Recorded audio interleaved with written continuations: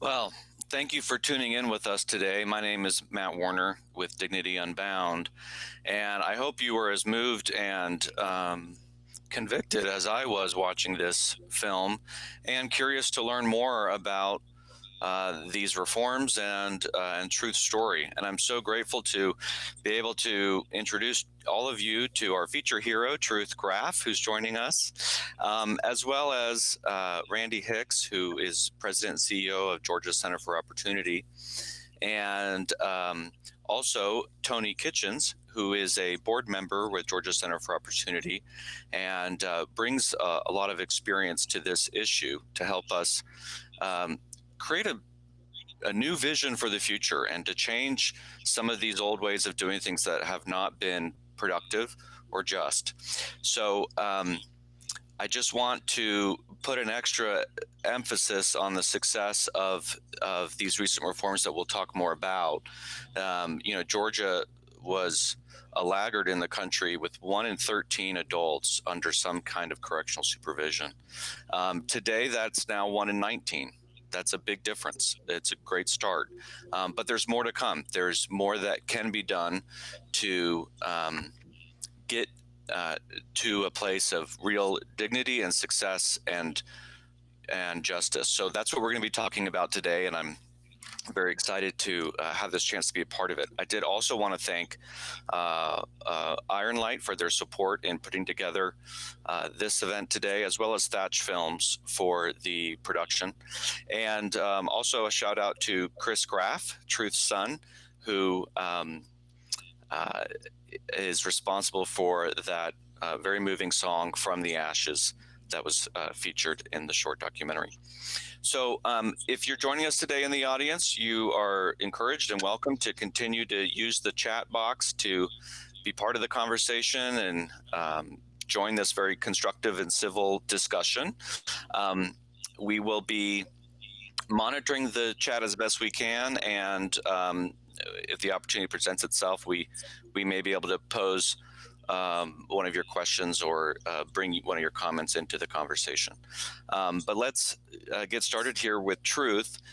Truth, I think one of the things that Randy pointed out in the film is the courage that you've demonstrated, not just in the journey that you've followed, but in the career choice that you've made to support other people in this. And then I would add it's courageous to be willing to share your story so that others like us here on this event call are able to learn more about it and to gain some better understanding about the experiences that people have in the justice system. So I wonder if you could just tell us a little more about why you felt compelled to share your story and willing to put yourself out there so that we all can benefit from your experiences. First of all, Matt, I want to say thank you so much to Dignity Unbound and Georgia Center for Opportunity for this opportunity. Y'all told my story in a way that if I couldn't have imagined it any better. It's really, that was something. But when you sit in a cage for 7 years, I lost all the skills that I had when I was from before, and just to see what was going on around me, it just kind of evolved. So when I came out, it's all I could think of was addiction recovery and justice reform, because I saw probably 80, maybe over 80% of people in prison are there for drug-related charges. So they're getting punished instead of the treatment, as was I. I begged the judge for long-term inpatient drug addiction treatment, at my own expense. But back then, 11, 12 years ago, it was punishment, So there I went. Yeah. Well, Randy, let's talk a little bit about what's changed in the last 10, 12 years. That, are we making progress, and what do you attribute to this success that we've been seeing in terms of not locking so many people up? Yeah, well, Matt, I think just to get a picture of why we even jumped in on this is important. Uh, well over 500,000 Georgians are under state supervision, prison, probation, parole. That's a huge number of people and that doesn't include their families. And the way we were exposed to this, again, just to fully understand this issue, the way we were exposed to this problem is because before we ever jumped into it, we'd been invited by leaders into a couple inner city communities to help leaders identify resources they could provide to households and families to make them stronger, to make their relationships healthier. And we kept hearing from those leaders over and over again, if you want to strengthen these households, if you want to come alongside them and help them, you need to deal with the prisoner reentry issue. That was shocking to me because I had no idea. I thought we went down for one thing, and next thing I know, we're dealing with something I just didn't have a great understanding of. But when you're talking about over 500,000 people under state supervision, and then you throw in your families, their families, you're talking about, what, 3 times the number of the people actually under supervision. So what happened was we did a ton of research. We went to the people who understood what was going on, people like Tony. We talked to prisoners and prison wardens. We talked to people with the Board of Pardons and Paroles and got a better understanding of what was really taking place in our prisons and what was taking place for those people in the lives of those people as they left prison. And it was in that process that we really identified, and we're not the only ones, this is fairly common knowledge, but the number one predictor of whether or not somebody is going to re-enter society well and avoid going back to prison, whether or not they're going to connect to their communities and to their families in any constructive way, is really a job. And yet Georgia had all these barriers in the way of someone wanting to work. So the first thing that we had to do in partnership with many other organizations is convince the legislature and the governor and others to remove those barriers. So for instance, if you had a felony, you didn't get a driver's license, and yet you need to have transportation to get to a job, and we've taken away your means to do that. You didn't leave prison with an ID, which you obviously needed. There were all sorts of professions that were just shut off from you. Occupational licenses that you could not pursue because you had a felony, even though the crime you had committed had nothing to do whatsoever with that profession. So that was something that needed to change. And then the other side of this was also doing something for employers to make sure that employers knew that they could make these hires. They could hire the formerly incarcerated and be confident, first, that these are people who can do good work, but also because of liability concerns they had, we need to create a bonding program. We did that as well. So those were kind of the big things that had to be done and that we did do. There's much more to be done, but that's where we started. Oh, that's encouraging. And tell us a little bit about what does that coalition look like? Because, anytime you achieve change, there's a lot of people that need to be involved. What does it look like if people are wanting to replicate some of these reforms in their states? Who needs to be in the conversation? It's a great question. Tony would probably have a good sense of this as well. He was very intimately involved in this whole effort from the beginning. But we involved just about everybody we could. It didn't matter where they were on the political spectrum. We again went to the Board of Pardons and Paroles, did research there, talked to people associated with that agency. We worked with wardens, but ultimately our working group consisted of university professors, people from Prison Fellowship, the Georgia Justice Project. So we had, and again, I just want to emphasize this, very diverse opinions about a lot of other issues. But the thing we were very clear on was what we wanted to achieve through our working group, right? There are all these other things that weren't, one of the things you have to look at is kind of that Overton window, right? What's possible at the moment? You always have to take that into consideration. Can you move that window? Can you create something new in terms of what's possible? We felt that we could on certain issues, and we stayed focused on those issues that we felt we could get done. But it was a very diverse group of people and leaders. And by the way, once we were actually championing the ideas at the legislative level, that was just a fantastic coalition of people, very unselfish people who wanted to simply have an impact on the issue. Yeah, well, Tony, let's then turn to you, and you serve as a board member of Georgia Center for Opportunity, but you also have a lot of personal experience with the justice system. So tell us a little bit about your story and what brought you to this cause to make you so passionate about it. Well, thank you I appreciate that. What brought me to this is that 30 years ago, prison considered as a wasteland, more so than it is now. And the opportunity that Truth spoke about was non-existent. Even the thought of an opportunity was non-existent. Incarceration a lot of times feels like you're buried alive. You're like in this black box. But the challenge with the black box is the black box has no windows or doors.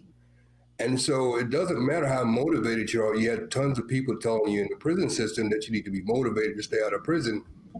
But that's like being in a black box with no windows and no doors. You're highly motivated, but you simply will run into the walls even quicker. So without an opportunity of a door or a window, change was somewhat impossible. Now, I want to talk to you about something that has always resonated with me, which is what a guy by the name of Buckminster Fuller said. He said that you never change something by fighting the existing reality. To change something, you have to build a new system that renders the old system obsolete. And so the work that GCO has been doing, and Prison Fellowship and organizations like NIA, which is National Incarceration Association, has been doing in this age of collaboration, is building that new model that's helped people to understand that there are opportunities. Now, as Randy said, we're not there yet. There's still a lot of work to do, but we're well on our way to providing opportunities where opportunity did not exist. Well, Truth, as you think back on the period of your reentry, what was important that you want people to understand in terms of, people who are that you're working with now and providing peer support for? What is the experience like coming out of the prison system and trying to get your footing to reenter society? Woo! It's tough, but really the number one thing I would say is housing. If we don't have housing for people, how can they focus on their recovery if they don't know where they're going to lay their head at night? And a lot of people have burned all their bridges, that are coming out of prison. So when they, come out, they have no support at all. I was so blessed that my brother and my daddy, took me in and let me live there, which was probably 90% of people don't have that, So what happens? People go back to the streets, to the life that they knew, and it's just like a dang revolving door.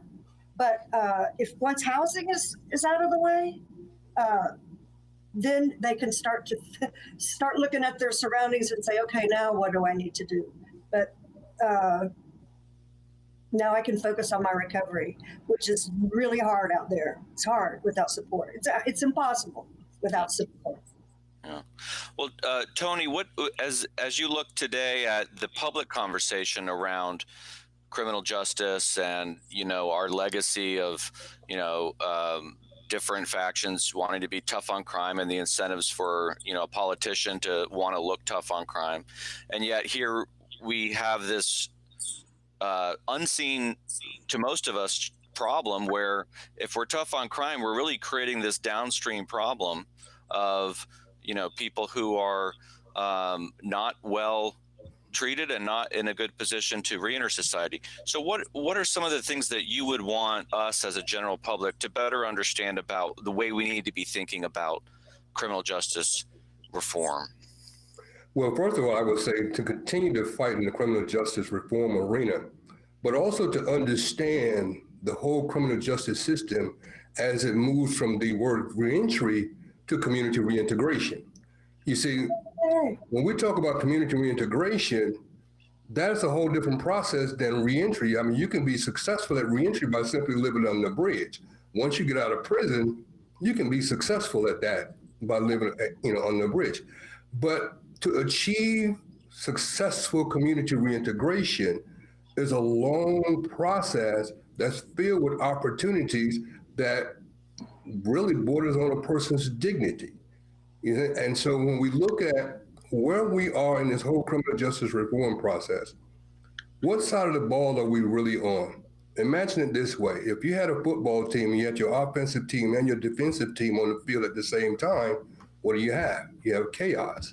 And so with the community being so focused on the justice reform or the reentry side of the ball, who is now focused on the community reintegration? Who is focused on helping a person to reintegrate back into society, to have a meaningful life, to have gainful employment, a chance for education, all the things that we in America is known for. How do we get there? And so, again, it's focusing on both sides of the ball, the reentry side of the ball, as well as the community reintegration side of the ball. Randy, as you look forward, Georgia Center for Opportunity is obviously continuing to be a leader in this area.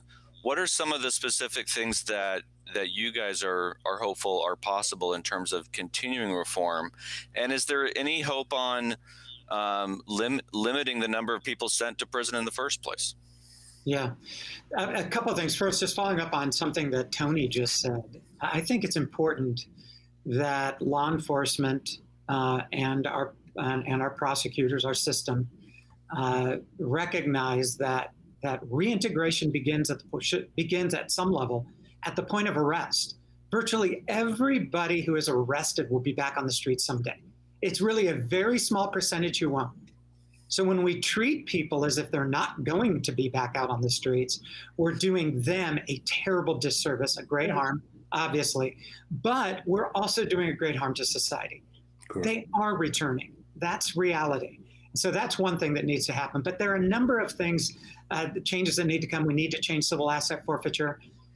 We've got major problems with that.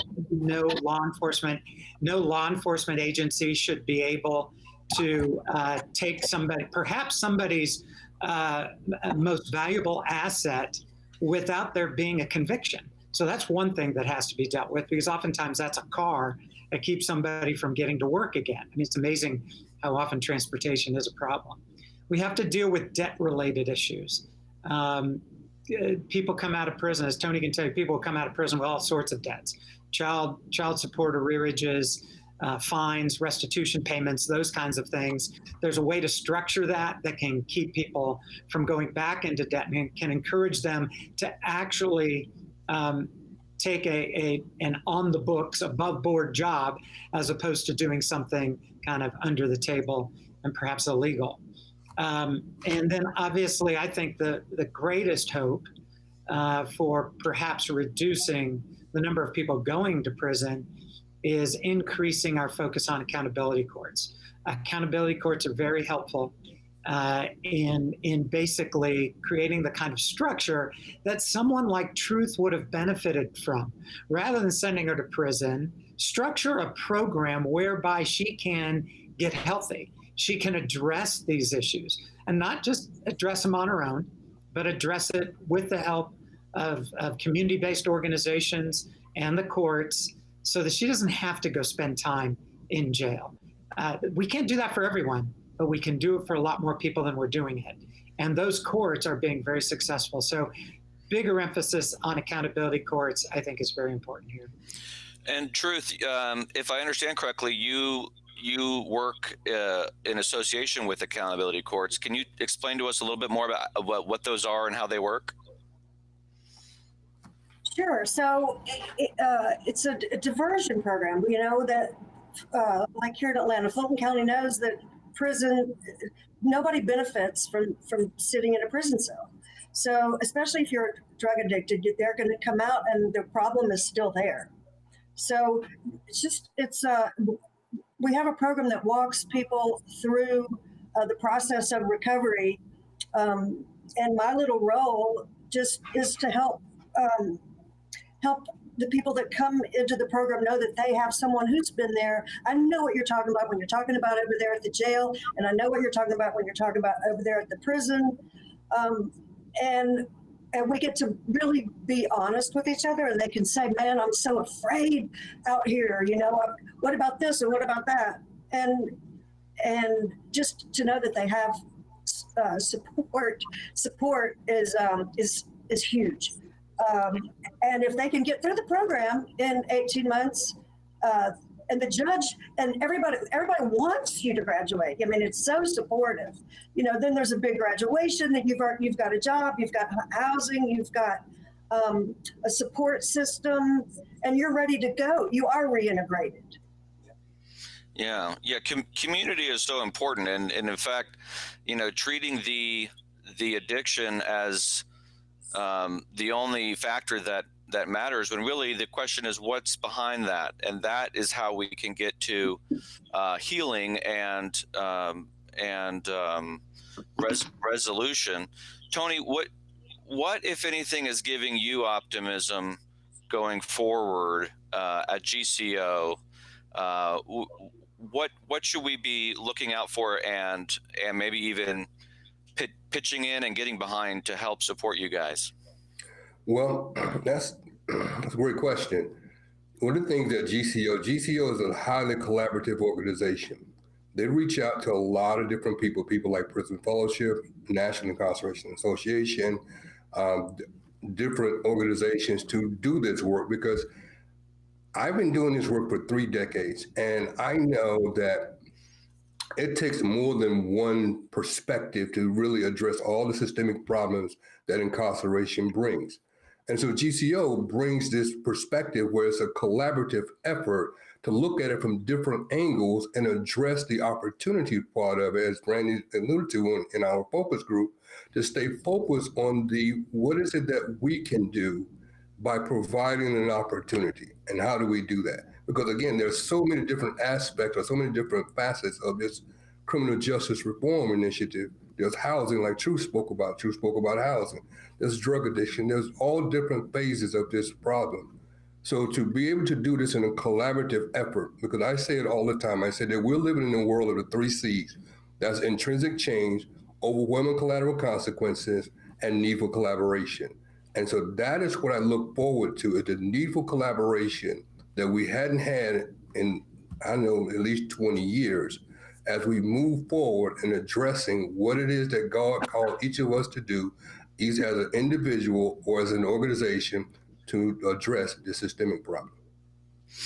Well, when we talked about employment, Randy, and you mentioned occupational licensing.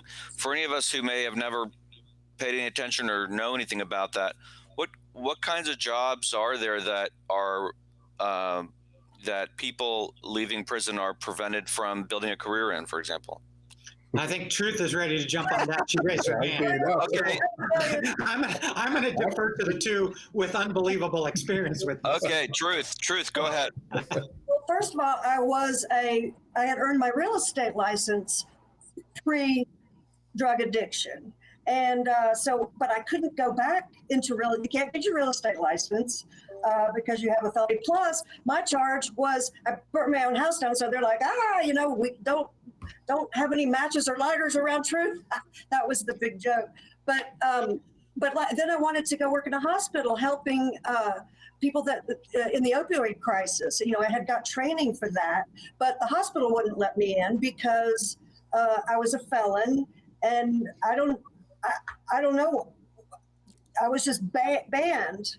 Then I wanted to go work for a healthcare agency that had offered me a job, a lot more than I'm making now, to help people in recovery in their efforts. But I was banned from that because I had a felony. And I went through this huge process where I went all the way up to the commissioner of insurance, and they said no. I mean, after all I'd done, they said, no, you're forever banned from working in the insurance industry. But I'm like Randy was saying, it had no connection to my job, to what I was trained and experienced in, but yet you're banned. Mm-hmm. Tony, Yeah. what else can you tell us about that? Well, my experience has been for 3 decades. Actually for 20 years, I've been locked out of the system. I was incarcerated in 1973, and I came out of the prison system in 1985. And I went to school. I have a full pardon. I've been out of prison been in prison almost 30 years. I graduated a bachelor's degree in psychology, summa cum laude. I graduated from Wheaton University with a degree in reentry leadership, and that and a dime wouldn't buy me a cup of coffee. Yeah, go figure. Because one of my dreams was to be a counselor, to get a license as a counselor. In the state of Georgia, you cannot get a license as a counselor with a criminal record. Housing, there was certain housing that I couldn't get. Certain apartment complexes would not even take my application. I remember I have a full pardon, and I've been out of penitentiary for over 20 years at that point in time. So the stigma of incarceration was still there, no matter what my credentials were, not to mention that I worked for the governor's office of transit support and reentry. And so those types of stigmas still exist to this day in many different areas like housing, jobs, professions, not just jobs, but professions. Yes, I could get a job doing things that was not in my particular skill set, but to pursue a career, those opportunities was never there. But they're beginning to come around now as we're beginning to see opportunities that are created through efforts like what Prison Fellowship is doing and through efforts like what Georgia Center of Opportunity is doing. We're getting a few questions related to if there are differences in the experience of the justice system for women versus men. I don't know if Truth or if anyone else wants to respond to this question. Are there nuances there or issues related to family relationships, et cetera? There are, because I'll address this part of it, because I also work for the Department of Community Supervision, and one of my areas of responsibilities were women facilities. I had 3 women facilities that I was responsible for. And one of the things that I noticed in those facilities, that much of your programming was not gender-specific programming. It was programming that was kind of written for men, those who were men that was incarcerated, and then kind of tailored or restructured for women. And so I always thought that was something that needed to be addressed, with gender-specific programming that was designed specifically for women's specific needs.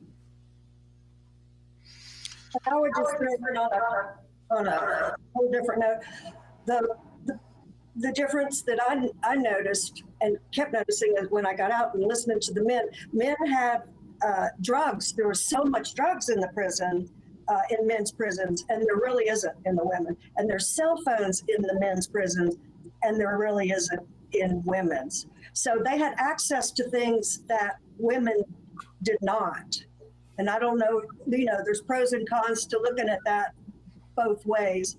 But they had more access to their family, I think men did, and to drugs. So there's no way you could reintegrate. I don't want to say reform, but just recover. Yeah. It's always all around. Yeah. Well, and you mentioned how senseless it felt to you to be kept from your children for 7 years. Tell us more about that experience. What opportunities do you have while in prison to stay connected, if any?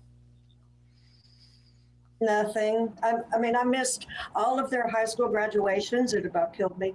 And then my son Chris's college graduation. All you have is the phone, which cost a fortune. And I was so far away At one point I only saw my children like twice a year. Because they could, for them all to get together, and then my poor old daddy to drive everybody down there, and that whole visitation process is nightmare crazy. So, and plus it's so emotional that visitation was, so being a parent and having your children are just as much in prison as you are, as Randy was saying. They suffered just as much, if not more than me. Wow, powerful. Well, Truth, my last question for you is, are you optimistic about a more just society going forward? Well, I am, because as y'all know, Georgia has a huge Senate race coming up, and that's the way to make laws change, is to elect people that justice reform is on their platform. One of the biggest frustrations for me is I cannot vote. I cannot vote because as long as I'm on parole and probation, they've taken away my right to vote for some reason. So I won't be able to vote until I'm 80 years old because they gave me a 30-year sentence. So why? Yeah. Yeah, I mean, I think one thing that probably is surprising to lay people like me who don't experience this is that you served 7 years, and you say in the film, when is it enough punishment? And yet we have all of these different ways that we continue to punish people after they've done their time. Randy, what are your thoughts on the future of reform on this issue, and then we'll close out with, with you. Look, I'm really hopeful, and part of that may just be my nature. I'm an optimistic person, I suppose. But here's the reason why I'd say I'm hopeful. The reality is that the successful reforms, both the front end reforms around sentencing and things like that, and the back end reforms around reentry, were very bipartisan. It is, I'm less concerned today than I was previously about which party is dealing with this issue because of our experience dealing with prisoner reentry reforms over the past number of years. So that makes me hopeful. I think this issue is kind of transcending partisanship. It will never do that entirely because every politician is looking for advantage. And to do that, they cast the other candidate from the other party in a terrible light. But there's good, positive movement in this regard. And so I'm hopeful because of that. And I think also, I just think generally speaking, there's a greater sensitivity because of all that has transpired over the past 10 months to the different kinds of sufferings and challenges people experience. Let's face it, there are people who experience hardship over the past 10 months who had never experienced anything like this. Now they have. It may not have sent someone to prison, but I think anytime something like that happens, perhaps there's a little more empathy, a little more of a commitment to justice and restoration. So I'm hopeful. A lot of work to be done. Don't misunderstand me. A lot of hard work, as Kate and Tony can tell you, and as Truth can tell you, but a lot of hard work.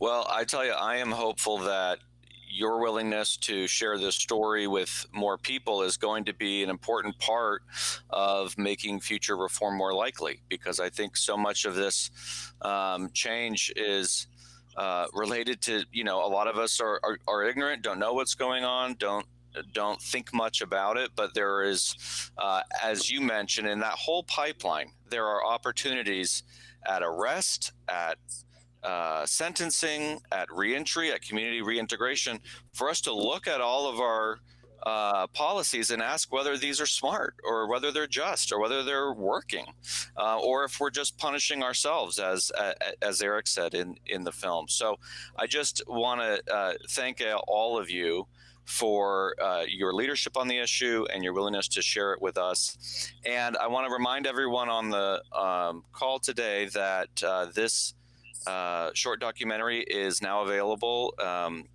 for you to share on your social media. Get the word out. Let people know what you thought about it, and and what opportunities you see for change.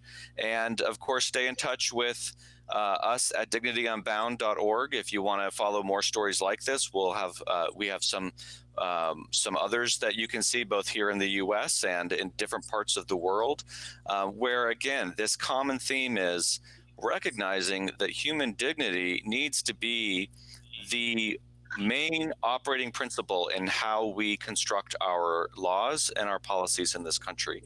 And with more people getting together, collaborating, I think that is something that Georgia Center for Opportunity is just a real example to all of us who have causes that we care about.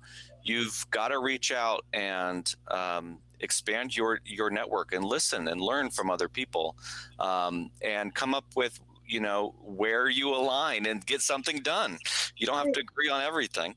Any final words from anyone on the panel? I thank you so much.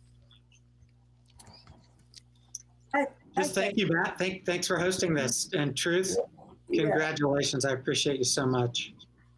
Just the opportunity to be honest and say, this is what happened, and this is what I did to change it, and this is where I am now, has, this opportunity has just it's lifted me, and it's taken a burden off of my heart just to be heard.